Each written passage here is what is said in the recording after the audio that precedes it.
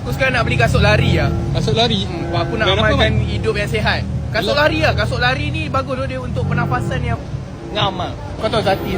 Aku rasa dia butt and body work dia tak jaga tu. Sebab tu dia macam tak sihat tau. Macam makin besar. Kau ingat tak aku masa kelas sains dulu, aku kan aliran sains kan. Aku ada kawan tu Cina, dah lama tak jumpa dia. Siapa? Nama dia Charles and Kit. Tapi dia sekarang dah berjaya lah. Aku pun dah lost contact. Cuma aku rindu dengan diorang lah. Syarul. Kenapa? Kan? Aku dah cakap dah jangan couple dengan si Tasha tu. Kenapa? Sekarang dah kena curang. Dia member dah tak konoi ya. Aku malas dah. Tak kena dah. Tak kena ke man? Ya. Panas kan. Itu tu aku lupa pakai sunlight tadi. Sunlight? Sunscreen kot man? Ya, aku pun tak tahu mak aku yang beli. Dia kat sini panas juga kan. Dia panas dia macam Fahrenheit. Kau baca tu atas tu? Mana? Tak ada. Gerak lah jom. Tak gerak, jom. Gerak. By the way man.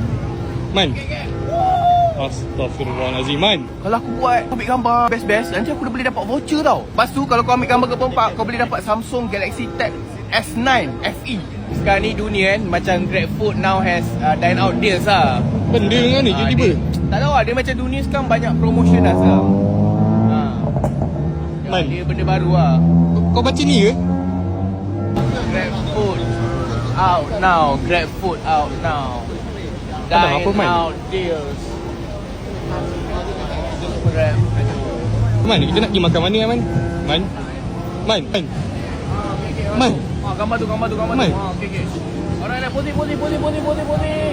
Bocor. Wah, kau? Sebab kalau ambil gambar dengan billboard GrabFood dekat atas ni boleh dapat voucher ni. Alah, aku dapat duit, aku bagi ada orang.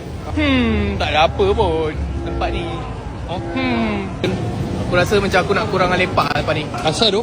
Sebab aku rasa nak kumpul duit. Lepas tu aku nak beli tanah dari satu lot tu kan. Lot 10. Ini hari ni last lah kita lepak. Man,